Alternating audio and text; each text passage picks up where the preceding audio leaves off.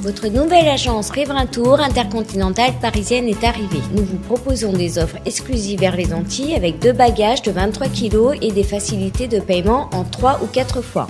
Nous organisons des séjours complets comprenant les vols, l'hôtel ou l'hébergement chez l'habitant, des croisières, des circuits ainsi que des locations de voitures avec ou sans chauffeur. Pour tout renseignement, contactez l'agence Riverain Tour Intercontinental au 16 rue Lamblardy, Paris 12e, métro Doménil. Téléphone jusqu'à 22h au 09 78 80 13 39. Hexagone Actualité. Une réalisation martiniquaise de la volaille à la plancha et au chagron béni. Le chagron béni est une plante des champs qui est une plante médicinale et aromatique. Et avec Jean-Pierre Émidorf, chef Jean-Pierre Émidorf, nous allons pouvoir justement l'utiliser comme plante aromatique. C'est ça, hein, chef? Oui, on va l'utiliser pour remplacer la coriandre. Voilà, allez, blanc de poulet. Les blancs de poulet sont mis dans une sauteuse désépaissie pour faciliter la cuisson. Ça commence à sentir bon, hein. C'est ça, vous êtes d'accord? Moi aussi, je trouve que ça sent bon. Première news, nous sommes sur le stand de la Martinique au salon de l'agriculture en compagnie de Bruno Saint-Aimé qui est le président de la coopération des cuisiniers et des pâtissiers de la Martinique. Je crois que c'est une structure qui vient pour la 2e, la 3e fois ici. Tout à fait, nous avons déjà eu l'occasion de venir à plusieurs reprises sur le salon. Malheureusement, avec la pandémie, la crise qu'il y a eu ces 2 dernières années, nous n'avons pas pu être présents. Mais notre dernière apparition sur le salon, c'était en 2018. Et nous revenons fort cette année avec la Chambre d'agriculture, cette année 2023, afin de représenter, de valoriser les produits et de mettre en avant toutes nos belles recettes, nos recettes savoureuses que nous avions et que nous concoctons à la Martinique. Alors justement, donnez-nous quelques exemples de belles recettes et de bonnes recettes. Tout à fait. C'est-à-dire, nous avons déjà eu l'occasion de présenter depuis le début du salon qui a démarré samedi. Nous avons eu l'occasion de présenter déjà l'aubergine farcie. Aujourd'hui, on va présenter le filet de poulet fermier et sa sauce de chagron béni. Donc, et demain encore, nous allons encore présenter un rôti de porc local avec une sauce au miel. Donc, il y a certains ingrédients et certains aliments et nous allons accompagner demain le rôti de porc avec un écrasé de légumes locaux, igname et patates douces. Donc, tout le long de la semaine, nous présentons de bonnes recettes savoureuses et nous mettons en avant, nous valorisons nos légumes de chez nous, les légumes pays, les légumes du terroir que nous avons et qui sont excellents pour la santé et qui nous donnent entière satisfaction au palais. Et gustativement parlant, le palais se régale. Voilà. Lorsque vous commencez les dégustations, vous n'êtes pas trop débordé vu les bons goûts de tout ça? Ah, c'est sûr, les bonnes saveurs que nous dégageons sur nos stands, ça attire pas mal de monde. Et les gens sont très satisfaits quand ils font la dégustation. Les gens, pour l'instant, tout se passe très bien. Les gens sont très élogieux sur toutes les recettes que nous leur avons proposées. Et ils nous vous posez des questions quand même sur les recettes? Tout à fait, les gens sont très friands de savoir les différents légumes que nous présentons, les différentes recettes que nous pouvions élaborer avec les légumes et les fruits que nous avons chez nous. Donc les gens sont très très très friands et ils sont très satisfaits de voir que nous avons du cœur et que nous nous mettons à l'ouvrage pour mettre en avant tous nos légumes et tous nos fruits que nous avons chez nous. François Baret, le l'ancien ministre des Outre-mer qui sillonne ce rôle où se trouvent les régions d'Outre-mer. Cette balade vous rappelle plein de souvenirs, monsieur le ministre? Énormément de souvenirs, des souvenirs à la fois douloureux puisque j'ai eu accompagné la Martinique dans l'immense douleur qui a endeuillé tant de familles martiniquaises avec l'accident de Maracaibo et en même temps énormément de partage, de relations humaines. J'ai conservé des amis, structuré dans le temps des fidélités. Et c'était pas envisageable pour moi d'être au salon de l'agriculture sans passer ici au stand de la Martinique et voir quelques amis ultramarins. J'ai beaucoup appris. J'en ai retenu énormément de leçons et j'y ai laissé une partie de mon cœur de responsable de serviteur de l'État au service des populations ultramarines que j'adore. Vous avez suivi, Monsieur le Ministre, en tant que conseiller ministre d'Outre-mer, ce dossier du chlordécone qui concerne particulièrement les agriculteurs de la Guadeloupe, de la Martinique. J'ai vu la décision effectivement qui a été actée, j'ai vu les réactions qui d'un certain point de vue sont pleinement légitimes sur le plan social, sur le plan humain, sur le plan sanitaire. Je vois aussi qu'il faut préparer l'avenir et l'avenir avec la possibilité de pouvoir produire en masse, en quantité pour garantir la souveraineté alimentaire de nos territoires ultramarins, des populations, mais aussi avec une valeur ajoutée qui justifie le choix des produits à l'exportation et donc de conquête. Et c'est là où il faut probablement quand même regarder le déséquilibre, où vous avez des pays en Europe, l'Allemagne et tous les autres qui utilisent des produits qui sont interdits en France. C'est vrai pour la métropole, c'est vrai pour l'outre-mer. Il y a quand même un problème. Et là, il faut mener un combat aussi. Robert, nous sommes sur le stade de la Martinique avec Jean Montfort, qui est au niveau du parc naturel régional de la Martinique. Alors, quoi symbolise la présence de ce parc ici, M. Montfort? Alors, le parc, effectivement, le parc régional de la Martinique, et c'est une obligation pour nous d'être présents sur le salon international de l'agriculture de la France, parce que c'est important pour nous et nous sommes en présence avec la Chambre d'agriculture, parce que c'est important, parce que nous faisons partie de l'ensemble martiniquais et pour nous représentons un certain nombre de produits marqués qui est le miel et la farine de manioc, et nous avons aussi le mouton marqué, l'agneau marqué, que nous représentons aussi au niveau du parc. Et c'est un élément important pour nous d'être présents sur le salon de l'agriculture avec nos apiculteurs. Alors le miel, il est bien, apprécié par ce public du salon de l'agriculture. Alors, il faut dire que les gens apprécient énormément notre miel, le miel marqué du parc. Et en plus, nous avons quand même des apiculteurs avec nous qui leur expliquent comment ils font le miel, pourquoi ce miel est de miel exceptionnel par rapport aux autres miels du monde. Donc, je peux vous dire que la population ici apprécie énormément notre miel. Voilà. Alors, il y a aussi le manioc qui est représenté ici. Alors, le manioc, effectivement, comme vous le savez, nous avons effectivement des agriculteurs du monde, dont l'Afrique, présents chez nous ici, sur le salon.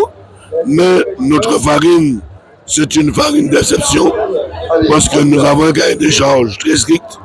Et cette farine que nous faisons, comme nous le savons, la farine de manioc, tout le monde le connaît. Mais beaucoup de Français découvrent qu'est-ce que c'est que la farine de manioc, où on peut faire beaucoup de choses avec. J'ai la chance d'avoir le député M. Giovanni en notre compagnie qui traverse les coulisses de ce salon. Alors, une première réaction par rapport à ce grand stand de la Martinique présent ici à la Porte de Versailles. Écoutez, nous avons des talents, nous avons des producteurs, des transformateurs, nous avons des professionnels qui font un travail extraordinaire. Et j'invite toutes celles et ceux qui ont envie de voir ce que la Martinique a en elle de bon, de venir sur ces stands, parce que la Martinique, elle a du talent, la Martinique, elle a des producteurs intéressants, des transformateurs, il le faut. Voilà, alors évidemment, il y a beaucoup d'exposants qui sont présents. C'est vraiment le moment, la vitrine et la bonne vitrine pour montrer les produits du terroir de la Martinique. Oui, c'est la vitrine et c'est bon. Moi-même, j'ai goûté récemment, j'ai goûté un pâté goyave, un pâté banane. Vous avez des cuisiniers qui font vraiment tout ce qu'il y a de meilleur chez nous. Alors il faut bien évidemment, on a entendu beaucoup ces jours derniers, continuer à soutenir le secteur de l'agriculture, c'est très très important. Oui, le secteur de l'agriculture a besoin de soutien. Soutien sur le plan économique, financier, structurel. Et il faut que nous, politiques, nous soyons au rendez-vous justement pour aider ces agriculteurs parce que nous besoin ça. Nous sommes sur l'espace AOC Rome Martinique en compagnie de mon ami et qu'on connaît bien, Bruno Priouzo, qui est un habitué qu'on voit un peu partout sur tous les salons, Fort de Paris, salon de l'agriculture. Alors, cette édition, comment elle se présente au sein de ce hall sec où nous nous trouvons? Eh bien, comme vous le dites, Maurice, nous sommes le syndicat de Rome AOC est présent sur le salon d'agriculture depuis maintenant 23 années.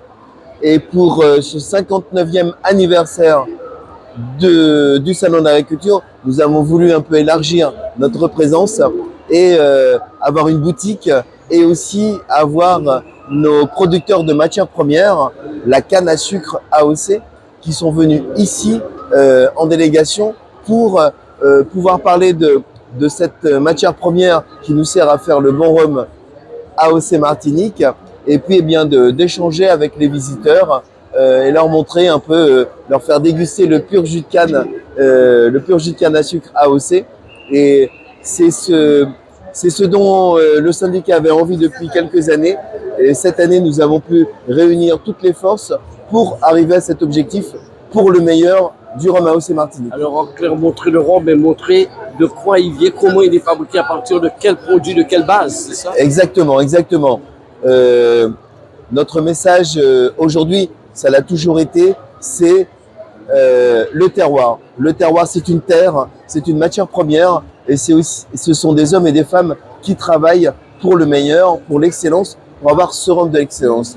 Mais au travers de tout ça, eh bien, il y a différentes étapes que nous avons voulu montrer ici auprès du grand public. C'est le choix des variétés de canne à sucre, c'est comment ont été traitées les parcelles de canne à sucre et tout le travail tout au long de l'année des différents planteurs, des différents producteurs. Et ensuite, bien évidemment, on arrive à la production de rhum, qui est aussi une autre étape très importante, avec nos maîtres de chai, avec ces hommes et ces femmes qui sélectionnent les différentes variétés de canne à sucre pour faire le meilleur du rhum de l'AOC, puisque, je le dis chaque année, mais le rhum AOC Martinique est le seul à avoir une appellation d'origine contrôlée au monde. Alors évidemment, d'où ce décor que nous avons. Alors, au niveau du jus de canne, qu'est-ce qui se passe? On fait broyer la canne et on fait déguster au public. Nous avons organisé de la venue, on a fait venir de la canne de Martinique et nous la nettoyons, nous la mettons en état pour qu'elle puisse être consommée. Et là, tout à l'heure, on fait quelques incursions dans la journée. On pourra déguster le pur jus de canne frais de canne AOC. Nous sommes sur le stand de l'Odéadome avec Michel Fayette, qu'on n'a plus besoin de présenter les rangs de James qui a obtenu bien évidemment énormément de prix pour ce concours agricole édition 2023. Dites-nous tout, Michel. Nous, c'est très important pour nous le salon de l'agriculture déjà, parce que ça nous permet de rencontrer nos compatriotes des Outre-mer qui vivent en métropole et qui se demandaient qu'est devenu le rhum, le fameux rhum de la Martinique, dont on n'entendait plus parler il y a encore quelques années et qui est en train de renaître de ses cendres. Donc on est venu leur montrer que nous aussi nous avons des médailles d'or sur les vieux, sur les blancs, sur les pailles, sur les ambrés, un petit peu partout, et que nous sommes en train de développer ce qu'on appelle du spiritourisme, c'est-à-dire remettre les distilleries au goût du jour, au goût des touristes, avec justement des visites de distilleries, des dégustations, des balades en train, des visites d'habitation, etc. De remettre du festival dans les sites patrimoniaux, justement, des fêtes du rhum, des fêtes de fin de récolte, tous ces éléments-là qui contribuent à revaloriser le rhum, à le réhabiliter, à le reconsidérer comme un alcool de fête et non plus comme un alcool de détresse comme il existait avant. Et ça, c'est très important pour nous. Et le résultat est là, puisqu'aujourd'hui, pratiquement 800 000 visiteurs, touristes visitent des distilleries, quelles que soient les distilleries. Nous, à notre niveau seulement, au niveau de Saint-James, on est à 200 000 visiteurs par année. C'est vraiment une success story à ce niveau-là. Et c'est vrai que le rhum est devenu de plus en plus un alcool noble et surtout certainement l'alcool blanc le plus consommé dans le monde. Et comme nous avons le haut de gamme de l'alcool le plus consommé dans le monde, donc nous avons une carte à jouer à ce niveau-là, une carte sur le haut de gamme, une carte sur le luxe, une carte sur le prestige et une carte sur les alcools nobles. Et c'est ça qui est devenu le rhum de la Martinique aujourd'hui. Et c'est pour ça qu'au Salon de l'Agriculture, notamment Saint-James, obtient toute une ribambelle de médailles. Record battu, puisque nous en avions eu 4 cette année encore, et 4 l'année dernière, 4 encore il y a quelques années. Et c'est vrai que nous cartonnons d'ailleurs. Bientôt, il y aura, je crois, un colloque sur le rhum des Antilles à Paris même, justement, en 2023, dans un mois, et que pratiquement tous les acteurs seront là pour montrer effectivement que le rhum, c'est l'avenir de la Martinique, et que le rhum, ce n'est pas la Martinique, ce n'est pas simplement une île aux fleurs, c'est aussi une terre de rhum. Et c'est grâce notamment au rhum Saint-James qui tient le haut du pavé depuis un certain nombre d'années. Alors, on veut dire toutes ces décorations, c'est un vrai plus pour non seulement le rhum Saint-James, parce que je vous rappelle que la Martinique a eu 31 médailles, ce n'est pas rien. C'est très important. C'est valorisant d'avoir ces médailles. C'est très valorisant. C'est très valorisant parce qu'il ne suffit pas de se dire qu'on est les meilleurs. Il faut ensuite être reconnu. On n'existe qu'en tant qu'être reconnu, surtout quand on valorise un produit. Et c'est vrai que toutes ces médailles-là montrent à qui en doutait encore que nous sommes véritablement dans un alcool très très haut de gamme, qui est le seul alcool, le seul rhum d'appellation d'origine contrôlée qui existe dans le monde. Et que ça, c'est très important. Et que nous travaillons justement à valoriser ce rhum-là et à le rendre de plus en plus haut de gamme, puisque aujourd'hui, nous travaillons sur des millésimes, nous travaillons sur des grains et cuvées spéciales, nous travaillons sur des bouts de colonne, sur des bouts de fût, sur des récoltes tardives, etc., sur du rhum bio et toute une ribambelle sur des rhums élevés en fût de Bourbon américain ou des fûts de chêne blanc de cognac ou d'armagnac. Et c'est vrai qu'aujourd'hui, nous avons tout un panel et tout un échantillon de rhum de différentes variétés que nous présentons au public cette année. Il faut vous dire que Saint-James n'est pas né à Sainte-Marie. Saint-James est né à Saint-Pierre, sur les hauteurs de la montagne Pelée. Et après l'éruption, en 1765, après l'éruption, bien sûr, on a été partiellement détruit parce qu'on quand même on était sur la route de Font-Saint-Denis, un petit peu enclavé. Et puis, on a décidé de laisser tomber Saint-Pierre. Après, c'est pas donc on s'installe un petit peu sur plusieurs sites sur la Martinique, dont Casse-Pilote, dont Saint-Joseph et surtout le Lamentin. Vous voyez, là où vous avez la Galeria là aujourd'hui, c'est une usine Saint-James, vous voyez, c'est ce que je veux dire. Et puis c'est dans les années 70 qu'on a regroupé, donc on a racheté l'ancienne usine de Sainte-Marie et on en a fait une usine pour faire du rhum Saint-James, vous voyez. C'est le plus ancien rhum. Alors c'est le plus ancien rhum identifié de Martinique, parce que des fois on voit des habitations qui disent qu'ils datent de 1600 ceci, 1600 cela, mais à ce moment-là, je disais, le sucre et le rhum étaient vendus, exportés vers la métropole en vrac et sans identité. Et le premier rhum qui s'est donné une identité, qui s'est appelé Saint-James, et qui a eu un millésime qui date, le premier millésime du rhum martiniquais qui date de 1885. Le stand, c'est un stand qui est destiné à la vente de la banane et à la dégustation. Mais on a 2 stands cette année. Et comme on n'est pas autorisé à vendre de la banane au Hall 2, le Hall 2, c'est un stand pédagogique où on instruit, on se renseigne, on informe et puis il y a des jeux pour les enfants, des quiz, des trucs. Voilà. Alors ici, on achète beaucoup, vous présentez la banane, vous donnez aussi des informations sur la banane. Oui, et les gens achètent beaucoup et les gens nous reprochent de ne pas en trouver tout le temps dans les magasins. Et ils préfèrent la banane de la Guadeloupe et de la Martinique. Alors quand ils vont faire leurs courses, ils essaient de trouver cette banane. Ils essaient de trouver et des fois ils ne trouvent pas. Parce que des fois on n'est pas en pleine production, alors il y a un manque sur le marché, quoi. Et qu'est-ce qu'ils vous disent les gens sur la qualité de la banane? Le goût de la banane des Antilles est vraiment différent, ils préfèrent. Voilà. Ouais. Alors, c'est une belle promotion pour la banane de la Guadeloupe, de la Martinique de venir sur le salon de l'agriculture pour découvrir. Voilà, ça fait des années. Ouais. Ouais, voilà. Alors, vous êtes vous-même planteur à Sainte-Marie, à Martinique. Martinique, comment ça se passe? Ça se passe bien, c'est difficile, mais on s'habitue. Et puis, moi, il y a déjà une quarantaine d'années que je suis dans la profession.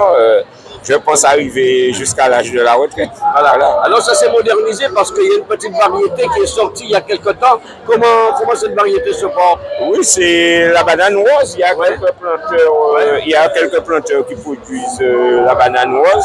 C'est pas produit à grande échelle, mais il y a des gens, c'est un produit plus rustique, quoi. Et ça commence à être dégusté bien. Apprécier, ça commence à s'apprécier. Il y a des clients qui connaissent et qui viennent nous demander. Ils trouvent ça dans les marchés exotiques, dans les trucs. Voilà. Alors, c'est vrai pour les personnes qui nous regardent, lorsque vous vendez les bananes ici, elles sont un peu moins chères largement moins cher. Des fois, ils se retournent.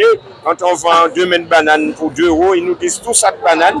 Ouais, mais on est sur le marché, on fait la promotion et puis voilà. Ouais, et puis il va falloir liquider ça avant le salon. Ça va se liquider, ça va se liquider. En tout cas, merci. Merci. Jean-François Boniface, nous avons parlé de ce stand de la banane qui est situé ici au hall 5-2.